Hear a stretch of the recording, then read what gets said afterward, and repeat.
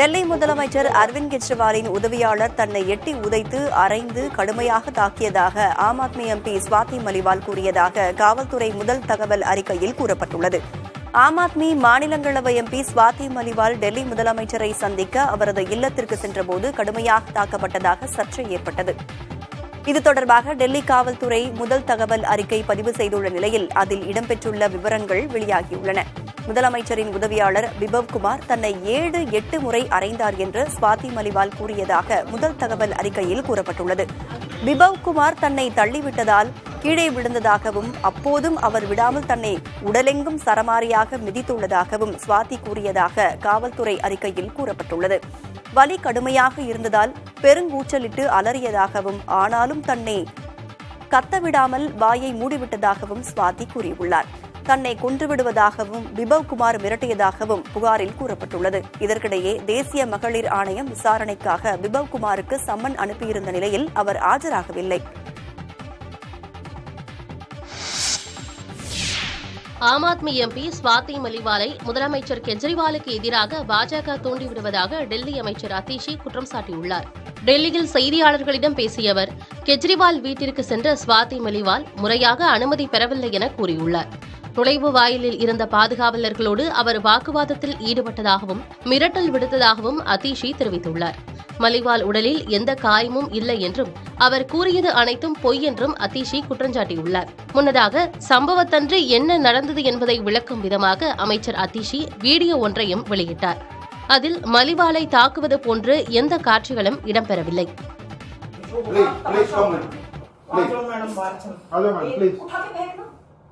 हम रिक्वेस्ट कर रहे हैं आपसे। हम तो रिक्वेस्ट कर रहे हैं। आज स्टेट दो, आप पढ़े लिखे लोग हैं, आपके साथ ऐसा थोड़ा करिए। प्लीज आप मैडम नहीं, आप ऐसा ना बोलें. இதனிடையே நடந்தது என்ன என்பதை அறிவதற்காக கெஜ்ரிவால் இல்லத்திற்கு ஸ்வாதி மலிவாலை அழைத்துச் சென்று டெல்லி காவல்துறையினர் விசாரணை செய்தனர். 100 யூனிட் மின்சாரம் ரத்து என்ற தகவல் வதந்தி என்று மின்சார வாரியம் விளக்கம் அளித்துள்ளது. ஒரு வீட்டின் உரிமையாளர் தனது பெயரிலும் வாடகைக்கு விட்டிருந்தால் அதற்கான ஆவணங்களையும் கொடுக்க வேண்டும் என மின்வாரிய அதிகாரிகள் தெரிவிக்கின்றனர். இதில் ஒரே பெயரில் ஒன்றுக்கும் மேற்பட்ட இணைப்புகள் வைக்கப்பட்டிருந்தால் 100 யூனிட் மின்சாரம் மட்டுமே மானியமாக வழங்கப்படும் என்றும் மற்ற இணைப்புகளுக்கு மானியம் ரத்து செய்யப்படும் எனவும் அதிகாரிகள் விளக்கம் அளித்திருக்கிறார்கள்.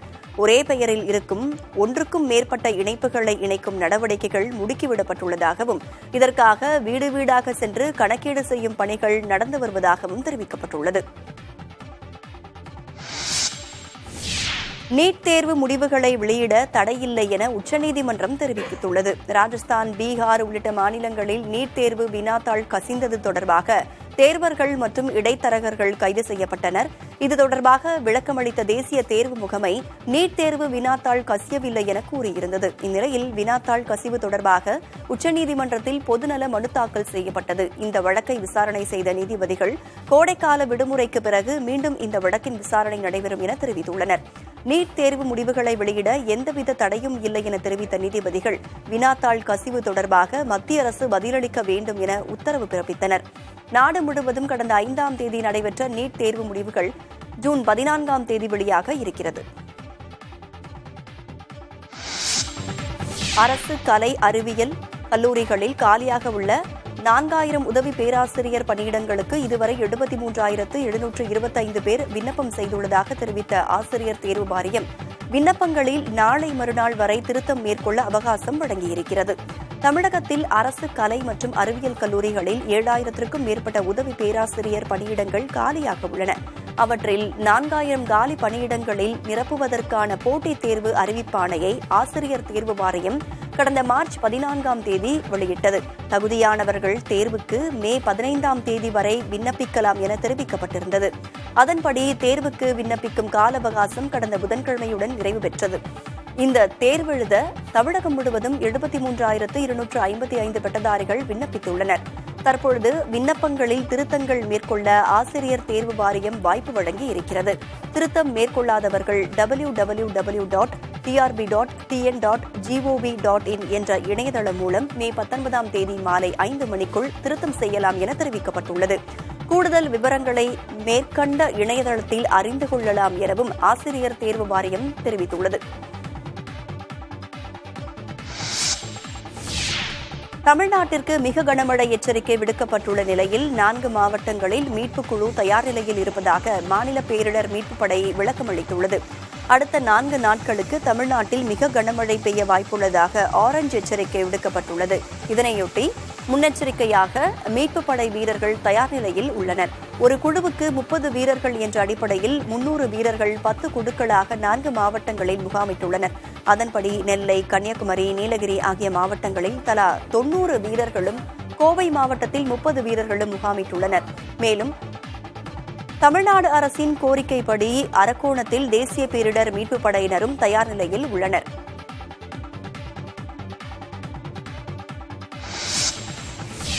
தொடர் மழை காரணமாக நெல்லை மாவட்டத்தில் உள்ள திருக்குறுங்குடி நம்பிக்கோவில் உள்ளிட்ட பகுதிகளுக்கு சுற்றுலாப் பயணிகள் செல்ல வனத்துறை தடை விதித்துள்ளது. களக்காடு, முண்டந்துறை புலிகள் காப்பக பகுதிகளில் தொடர் மழை பெய்து வருகிறது. மேலும் 3 நாட்கள் நெல்லை மாவட்டத்தில் மழை நீடிக்கும் என்றும் வானிலை ஆய்வு மையம் கணித்துள்ளது. இந்நிலையில் புலிகள் காப்பகம் சார்பில் வெளியிட்டுள்ள அறிக்கையில் கனமழை காரணமாக களக்காடு, தலையணை, சூடல் சுற்றுலா பகுதிகள் மற்றும் திருக்குறுங்குடி நம்பிக்கோவில் உள்ளிட்டவற்றுக்கு நீர்வரத்து அதிகரித்து காணப்படுவதாக குறிப்பிடப்பட்டுள்ளது. இதன் காரணமாக மேற்குறிப்பிட்ட பகுதிகளுக்கு சுற்றுலா பயணிகள் செல்ல தடை விதிக்கப்படுவதாகவும் தெரிவிக்கப்பட்டுள்ளது. தடை அறிவிப்பால் பக்தர்கள் நம்பி கோவிலுக்கு செல்ல முடியாத நிலை ஏற்பட்டுள்ளது.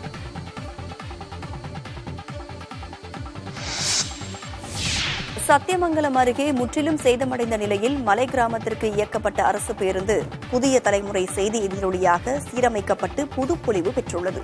சத்தியமங்கலத்திலிருந்து 50 கிலோமீட்டர் தொலைவில் உள்ள மலை கிராமமான மாக்கம்பாளையத்திற்கு தினசரி 2 முறை அரசு பேருந்து மட்டுமே இயக்கப்படுகிறது.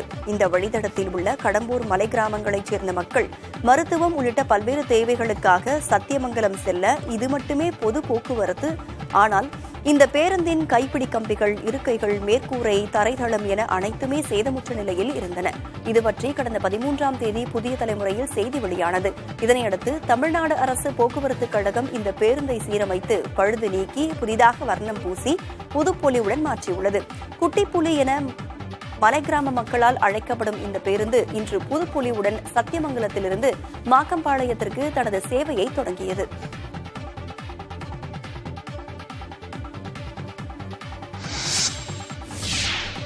அமெரிக்காவின் டெக்சாஸ் மாகாணத்தில் சூறாவளி காற்றுடன் பெய்த மழையின் காரணமாக 4 பேர் உயிரிழந்தனர். டெக்சாஸ் மாகாணத்தின் பல பகுதிகளிலும் கனமழை பெய்தது. குறிப்பாக சுழன்றடித்த காற்றின் காரணமாக ஹூஸ்டனின் பல இடங்களில் மரங்கள் சாய்ந்து விழுந்ததாகவும் 8 லட்சம் குடும்பத்தினருக்கான மின் விநியோகம் துண்டிக்கப்பட்டதாகவும் நகர மேயர் தெரிவித்துள்ளார். பொதுமக்கள் அவசியமின்றி வெளியே வர வேண்டாம் என கேட்டுக் கொண்டுள்ள அவர் பள்ளிகளுக்கு விடுமுறை அளிக்கப்பட்டுள்ளதாக தெரிவித்தார். ஹூஸ்டனில் தொடர்ந்து மழை பெய்வதால் வெள்ளப்பெருக்கு ஏற்படும் அபாயம் உள்ளதாக வானிலை ஆய்வு மையம் தெரிவித்துள்ளது. மக்களவைத் தேர்தலில் ஒட்டுமொத்த வாக்குப்பதிவு சதவீதங்களை 48 மணி நேரத்தில் இணையத்தில் வெளியிடுவதில் என்ன சிக்கல் என தலைமை தேர்தல் ஆணையத்திற்கு உச்சநீதிமன்றம் கேள்வி எழுப்பியுள்ளது. மக்களவைத் தேர்தலின் முதல் 2 கட்ட தேர்தலில் பதிவான வாக்கு சதவீதம் தொடர்பாக தேர்தல் ஆணையம் வெளியிட்டதற்கும் அதன் செயலியில் பதிவேற்றம் செய்த தரவுக்கும் இடையே குளறுபடி உள்ளதாக கூறி உச்சநீதிமன்றத்தில் வழக்கு தொடரப்பட்டது. இந்த வழக்கு உச்சநீதிமன்ற தலைமை நீதிபதி DY சந்திரசூட், JV பர்திவாலா, மனோஜ் மிஸ்ரா ஆகியோர் அமர்வில் விசாரணைக்கு வந்தது. தேர்தல் ஆணைய இணைய பக்கத்தில் ஒட்டுமொத்த வாக்குப்பதிவு சதவீதத்தை பதிவிடுவதில் என்ன சிக்கல் என தேர்தல் ஆணைய தரப்பு வழக்கறிஞரிடம் நீதிபதிகள் கேள்வி எழுப்பினர். அதிக அளவிலான தரவுகள் இருப்பதால் இணையத்தில் பதிவேற்றுவதில் கால தாமதமாவதாக தேர்தல் ஆணைய வழக்கறிஞர் தரப்பில் பதிலளிக்கப்பட்டது. இதனையடுத்து இந்த விவகாரத்தில் தேர்தல் ஆணையம் 1 வாரத்திற்குள் பதிலளிக்க உத்தரவிட்டு வழக்கு விசாரணையை மே 24ஆம் தேதிக்கு உச்சநீதிமன்றம் ஒத்திவைத்தது. நீலகிரி மாவட்டம் உதகை அரசு தாவரவியல் பூங்காவில் 126வது மலர் கண்காட்சி தொடங்கியது. வரும் 20ஆம் தேதி வரை நடைபெறவுள்ள இந்த கண்காட்சியில் பார்வையாளர்களை கவரும் வகையில் 1 லட்சம் வண்ண ரோஜா மலர்களை கொண்டு பிரம்மாண்ட டிஸ்னி வேர்ல்டு அமைக்கப்பட்டுள்ளது. மேலும் 80,000 ரோஜா மலர்களை கொண்டு அமைக்கப்பட்ட நீலகிரி மலை ரயில், காளான், ஆக்டோபஸ், மலர் கோபுரங்களும் பார்வையாளர்களை வெகுவாக கவர்ந்து வருகிறது. இங்க நல்லா கிளைமேட் நல்லா இருக்கு, வெயில் அதிகமா இருந்தாலும் ஆனா கூலிங்கா இருக்கு. இன்னைக்கு வியாழக்கிழமைன்றதால கூட்டமும் நார்மலாவே இருக்கு, ஹாப்பியா இருக்கும். நாங்க எல்லாரும் ஃபேமிலியோட வந்திருக்கோம். ஊட்டிக்காக வெக்கேஷன் வந்தோம். இங்க ஊட்டில ரொம்ப கூலிங்கா இருக்கு. ஃப்ளவர் பார்க்கலான்னு சொல்லிட்டு வந்தோம். இங்க ட்ரெயின், காளான் எல்லாமே ரியலிஸ்டிக்கா பண்ணிருக்காங்க. இந்த பட்டர்ஃப்ளை எல்லாம் பார்க்க ரொம்ப யூனிக்கா இருக்கு, நல்லா பண்ணிருக்காங்க. தொட்டபெட்டா மலை சிகரம் மற்றும் பைக்காரா படகு இல்லம் செல்லும் சாலைகள் தற்காலிகமாக மூடப்பட்டுள்ளதால் அங்கு செல்வதற்காக திட்டமிட்டு சென்ற சுற்றுலா பயணிகள் ஏமாற்றம் அடைந்தனர். நீலகிரி மலைமுகட்டின் உச்சியில் உள்ள தொட்டபெட்டா சிகரத்திற்கு சென்று அங்கிருந்து இயற்கை அழகை ரசிப்பது அலாதியான அனுபவம். இங்கு செல்லும் சாலையில் உள்ள வனத்துறை சுங்கச்சாவடியில் கட்டணம் வசூலிக்கும் போது போக்குவரத்து நெரிசல் ஏற்படுவதால் அதை வேறு இடத்திற்கு மாற்ற முடிவு செய்யப்பட்டுள்ளது. இதற்கான பணிகள் நடப்பதால் வரும் 22ஆம் தேதி வரை தொட்டபெட்டா சிகரத்திற்கு செல்ல அனுமதி மறுத்துள்ளது வனத்துறை. இதேபோல பைக்காரா படகு இல்லத்தில் சாலை விரிவாக்க பணிகள் இன்னும் நிறைவடையவில்லை. தொட்டபெட்டா சிகரம், பைக்காரா படகு இல்லம் ஆகிய 2 தலங்களுக்கும் செல்ல முடியாமல் சுற்றுலா பயணிகள் ஏமாற்றம் அடைந்தனர். வனத்துறையினர் முன்கூட்டியே திட்டமிட்டு இந்த பணிகளை கோடை சீசனுக்கு முன்பே செய்து முடிக்காததே இந்த குழப்பங்களுக்கு காரணம் என அவர்கள் குற்றம் சாட்டினர். ஆனால் இந்த பணிகள் விரைந்து முடிக்கப்படும் என உதகை வனச்சரகர் தெரிவித்துள்ளார். புதுச்சேரியில் கஞ்சா இல்லாத நிலை இருக்க வேண்டும் என காவல்துறை அதிகாரிகளுக்கு துணைநிலை ஆளுநர் CP ராதாகிருஷ்ணன் அறிவுறுத்தினார். புதிய குற்றவியல் மற்றும் தண்டனை சட்டங்கள் குறித்து காவல்துறை சட்டத்துறை அதிகாரிகளுக்கு விளக்கும் 2 நாள் பயிற்சி முகாம் புதுச்சேரியில் நடைபெற்றது. நிகழ்ச்சியை தொடங்கி வைத்து உரையாற்றிய துணைநிலை ஆளுநர் CP ராதாகிருஷ்ணன் குற்றவாளிகளுக்கு விரைந்து தண்டனை வழங்க சட்ட சீர்திருத்தங்கள் அத்தியாவசியமாகி உள்ளதாக கூறினார். கஞ்சா விற்பனை செய்பவர்கள் மீது நடவடிக்கை வேண்டும் என்று ஏற்கனவே அறிவுறுத்தியிருப்பதாகவும், காவல்துறை எந்தவிதமான தொழில்நுட்பம் கேட்டாலும் அதனை இந்த அரசு செய்யும் என்றும் அவர் கூறினார். நிகழ்ச்சி முடிந்த பின்னர் செய்தியாளர்களிடம் பேசிய CP ராதாகிருஷ்ணன், ஒரே நாடு ஒரே தேர்தல் வந்துவிட்டால் மக்கள் மற்றும் ஊடகத்துறையின் கவனம் முன்னேற்றத்தை பற்றியே இருக்கும் என கூறினார்.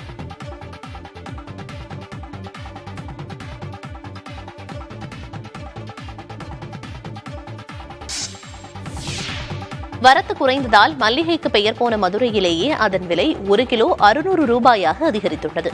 தென் மாவட்டங்களின் பல்வேறு பகுதிகளிலும் மழை பெய்து வருகிறது. இதன் காரணமாக மதுரை மாட்டுத்தாவணி மலர்ச்சந்தைக்கு பூக்களின் வரத்து வெகுவாக குறைந்துள்ளது.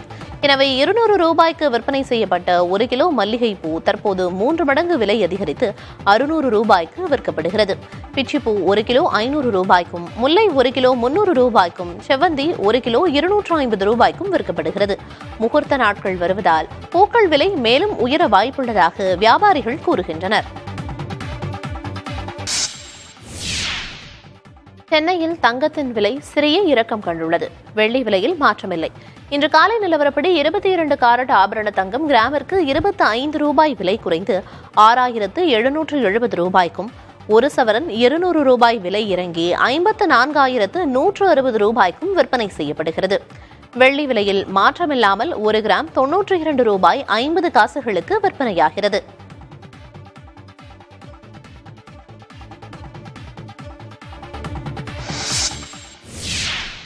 இரண்டு இந்திய நிறுவனங்களின் மசாலா பொருட்களுக்கு நேபாளமும் தடை விதித்துள்ளது. MDH, எவரெஸ்ட் ஆகிய 2 இந்திய நிறுவனங்களின் மசாலா பொருட்களுக்கு சிங்கப்பூர், ஹாங்காங்கில் ஏற்கனவே தடை விதிக்கப்பட்டுள்ளது. எத்திலின் ஆக்சைடு என்ற புற்றுநோயை ஏற்படுத்தும் ஆபத்தான ரசாயனம் கலந்துள்ளதாக கூறி இந்த நடவடிக்கை எடுக்கப்பட்டுள்ளது. அதன் தொடர்ச்சியாக நேபாளமும் இவ்விரு நிறுவன தயாரிப்புகளுக்கு தடை விதித்துள்ளது. இந்தியாவிலிருந்து இறக்குமதியாகும் மசாலா பொருட்களில் உள்ள நச்சுத்தன்மையை தீவிரமாக சோதிக்க பிரிட்டனும் முடிவு செய்துள்ளது. எனினும் தங்கள் பொருட்களில் ரசாயன கலப்பு இல்லை என 2 நிறுவனங்களும் மறுத்து வருகின்றன. இதற்கிடையே இந்திய மசாலா பொருட்களில் ரசாயன கலப்பு அளவை கட்டுப்படுத்த பல்வேறு வழிகாட்டு விதிமுறைகளை இந்திய நறுமண பொருட்கள் வாரியம் அறிவித்துள்ளது.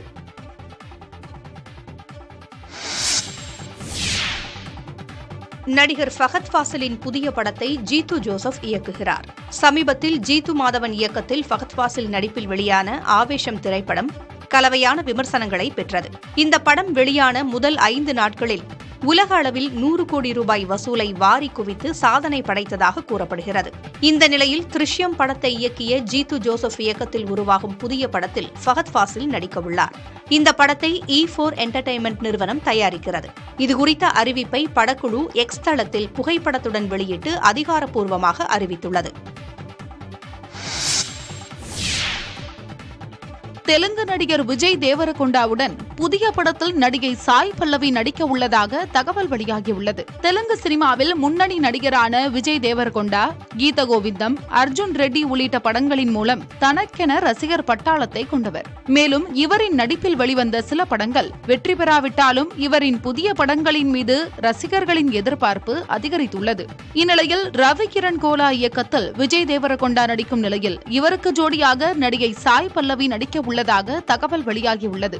இப்படம் உறுதியாகும் பட்சத்தில் இவ்விருவரும் இணையும் முதல் படம் இதுவாகும். இவர்களது ரசிகர்களும் இந்த படத்தின் அறிவிப்பு குறித்து மிகுந்த எதிர்பார்ப்பில் உள்ளனர். நெல்லை மாவட்டம் பாளையங்கோட்டை மத்திய சிறையில் கைதிகளுக்கு இடையே பயங்கர மோதல் வெடித்தது. இது தொடர்பாக 3 கைதிகள் மீது வழக்கு பதிவு செய்யப்பட்டுள்ளது.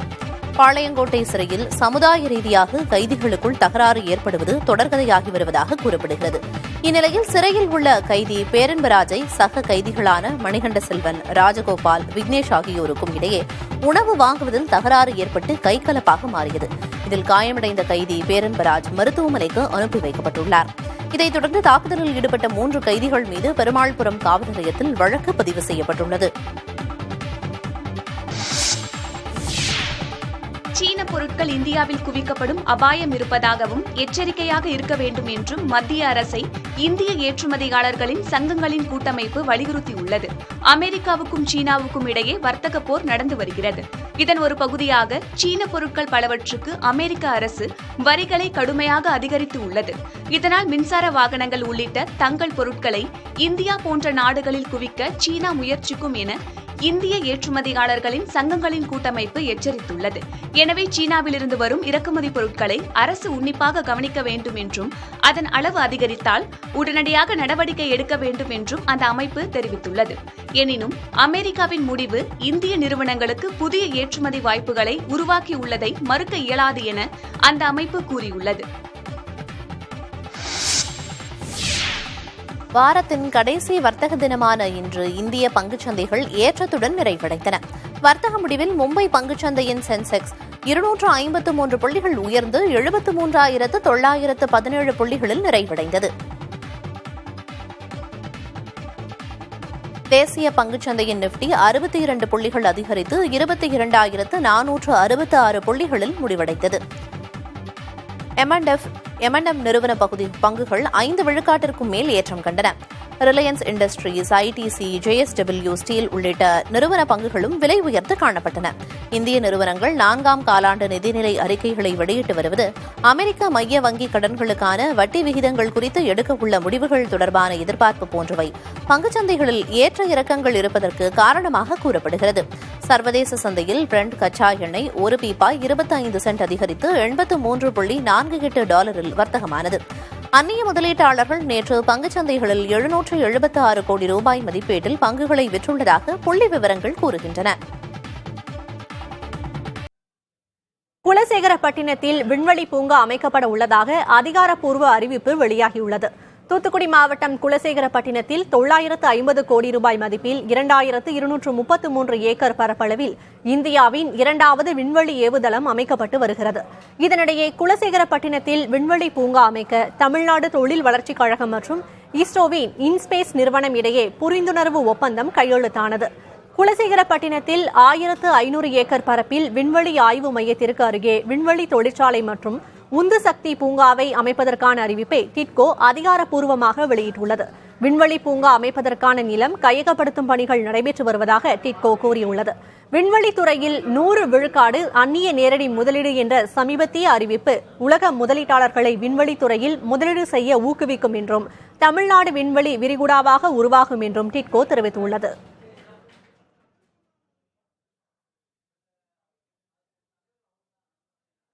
தமிழகத்தில் பாலியல் வன்கொடுமைகளை தடுத்து நிறுத்த மாநில அரசு எந்தவித நடவடிக்கையும் எடுக்கவில்லை என எதிர்க்கட்சித் தலைவர் எடப்பாடி பழனிசாமி குற்றம் சாட்டியுள்ளார். திருப்பூரில் சிறுமியை கூட்டு பாலியல் வன்கொடுமை செய்த சம்பவத்தை குறிப்பிட்டு அறிக்கையை வெளியிட்டுள்ள அவர், சிறார்கள், இளைஞர்கள் போதையின் பிடியில் சிக்கி குற்றச் செயல்களில் ஈடுபடுவது அதிகரித்த வண்ணமே இருப்பதாக கூறினார்.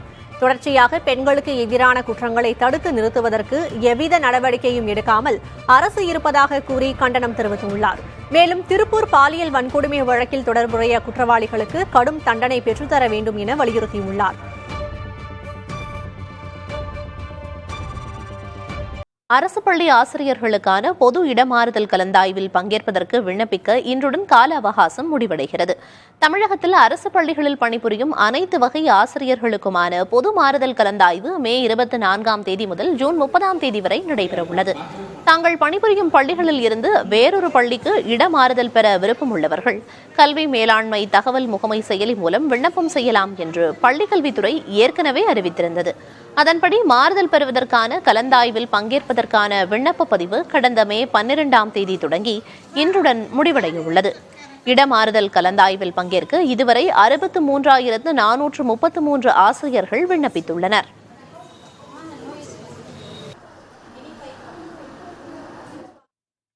மேட்டூர் அணையின் நீர்மட்டம் 205 நாட்களுக்கு பிறகு 50 அடிக்கும் கீழ் சரிந்திருக்கிறது. கடந்த ஆண்டு 100 அடிக்கும் மேல் அணையின் நீர்மட்டம் இருந்ததால் ஜூன் 12ஆம் தேதி அணையிலிருந்து பாசனத்திற்காக தண்ணீர் திறக்கப்பட்டது. ஆனால் இந்த ஆண்டு அதற்கு மாறாக தற்போது அணையின் நீர்மட்டம் 50 அடிக்கும் கீழ் சரிந்துள்ளது. இதனால் ஜூன் 12ஆம் தேதி பாசனத்திற்காக தண்ணீர் திறக்கப்படுமா என்பது கேள்விக்குறியாகியுள்ளது. அணைக்கு நீர்வரத்து 137 கன அடியாக உள்ள நிலையில் குடிநீர் தேவைக்கு கூடுதல் தண்ணீர் தேவைப்படுவதால் அணையிலிருந்து திறக்கப்படும் நீர் 1500 கன அடியில் இருந்து 2100 கன அடியாக அதிகரிக்கப்பட்டுள்ளது. இதனால் நீர்மட்டம் 49.95 அடியாக குறைந்துள்ள சூழலில் பருவமழை பெய்தால் மட்டுமே கர்நாடக அணைகளில் இருந்து உபரி நீர் திறக்கப்பட வாய்ப்புள்ளது. கொடைக்கானலில் 61வது மலர் கண்காட்சி கோலாகலமாக தொடங்கியுள்ளது. பிரையன் பூங்காவில் தொடங்கியுள்ள இந்த கண்காட்சி வரும் 26ஆம் தேதி வரை நடைபெறவுள்ளது. வழக்கமாக மலர் கண்காட்சி 2 நாட்களுக்கு நடைபெறும். ஆனால் இந்த ஆண்டு முதன்முறையாக 10 நாட்களுக்கு மலர் கண்காட்சி நடைபெறவுள்ளது. வேளாண்துறை இயக்குநர் அபூர்வா கண்காட்சியை திறந்து வைத்தார். இதில் 1,00,000 கார்னேசன் மலர்களை கொண்டு மலர் உருவங்கள் அமைக்கப்பட்டுள்ளன. குறிப்பாக நெருப்புக்கோழி, சேவல், மயில், மலர் வீடு உள்ளிட்ட உருவங்கள் காண்போரை வெகுவாக கவர்ந்துள்ளன. மேலும் 1000 பூந்தொட்டிகளில் மலர் மேடைகள் அமைக்கப்பட்டுள்ளன. சுற்றுலா பயணிகளை கவரும் வகையில் மலர் கூட்டத்திற்கு இடையே வீடியோ எடுப்பதற்காக பிரத்யேக 360 டனல் உருவாக்கப்பட்டுள்ளது. பல்வேறு போட்டிகளும் நடத்த ஏற்பாடுகள் செய்யப்பட்டுள்ளன. மலர் கண்காட்சி நடைபெறும் 10 நாட்களுக்கு சிறப்பு கட்டணமாக பெரியவர்களுக்கு 75 ரூபாயும் சிறியவர்களுக்கு 35 ரூபாயும் வசூலிக்கப்படுகிறது. முன்னதாக சிறியவர்களுக்கு 15 ரூபாயும் பெரியவர்களுக்கு 30 ரூபாயும் இருந்தது குறிப்பிடத்தக்கது.